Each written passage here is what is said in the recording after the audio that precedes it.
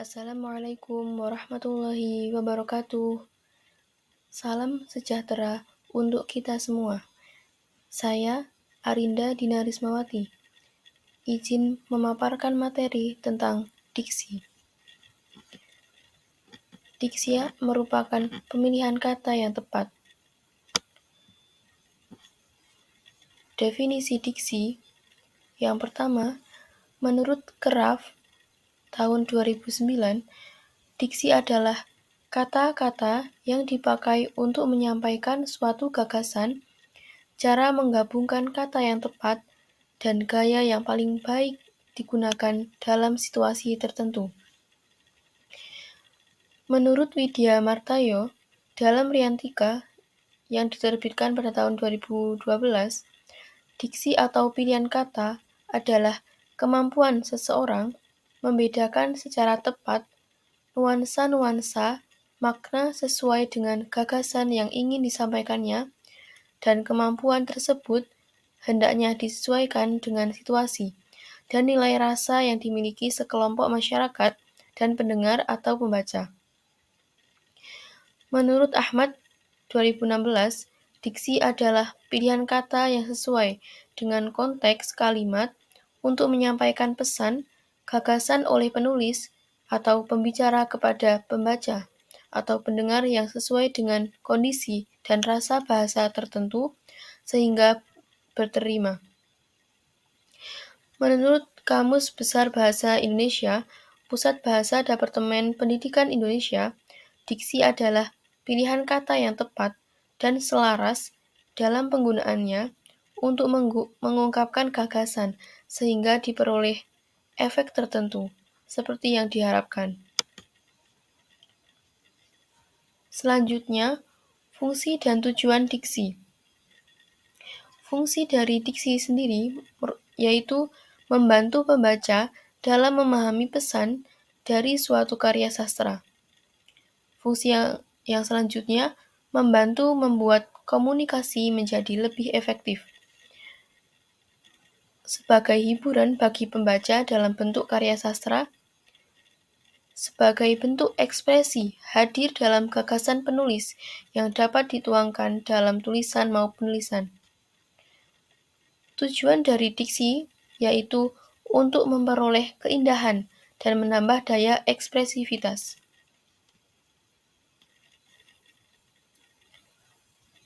Selanjutnya, makna denotatif dan konotatif.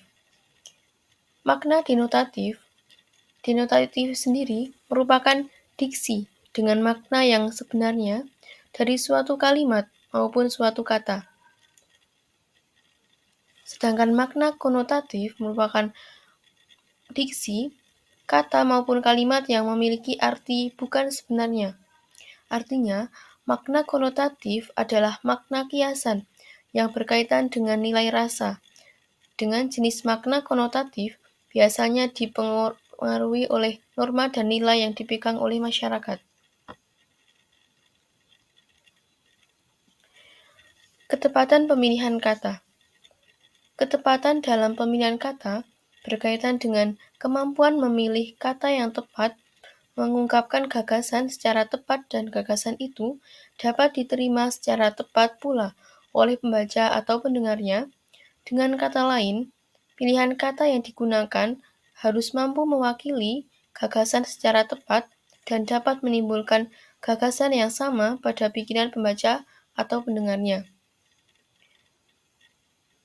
Selanjutnya, syarat ketepatan pemilihan kata, yaitu yang pertama, membedakan secara cermat denotasi dan konotasi. Yang kedua, membedakan secara cermat kata bersinonim dan berhomonim. Yang ketiga, cermat dalam menggunakan kata atau istilah asing dan serapan.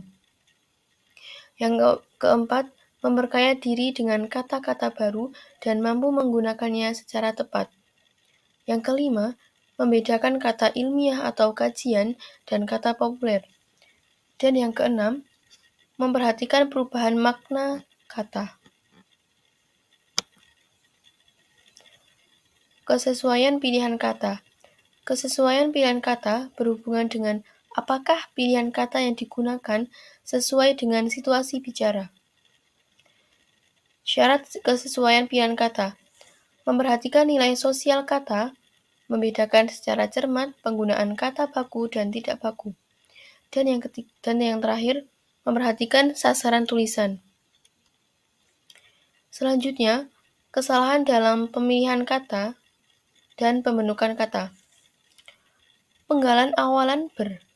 Kata-kata yang berawalan ber sering mengendalikan awalan ber. Pada awalan ber harus dieksplisitkan secara jelas. Berikut ini contoh yang benar dalam pemakaian awalan ber. Contohnya, sampai jumpa lagi. Itu salah. Yang benar itu sampai berjumpa lagi. Jadi ada tambahan ber di sebelum kata jumpa. Yang kedua, penanggalan awalan me. Penanggalan pada judul cerita dalam surat kabar diperbolehkan. Namun, dalam teks beritanya awalan me harus eksplisit. Contohnya, Amerika Serikat luncurkan pesawat bolak-balik Kolombia. Itu salah. Yang benar, Amerika Serikat meluncurkan pesawat bolak-balik Kolombia. Selanjutnya, peluluhan bunyi C. Kata dasar yang diawali bunyi C sering menjadi luluh apabila mendapatkan awalan me. Padahal tidak seperti itu. Contohnya, Ali sedang menyuci mobil. Itu salah ya. Yang benar itu, Ali sedang mencuci mobil.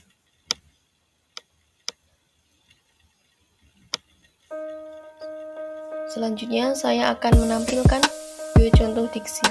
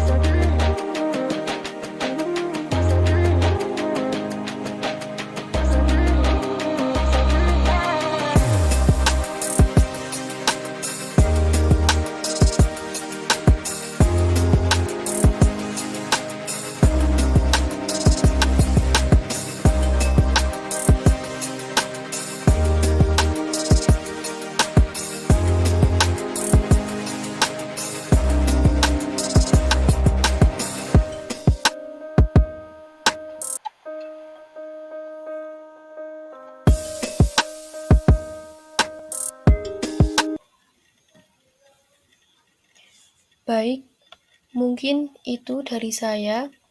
Banyak kekurangan dan kesalahannya, mohon dimaafkan.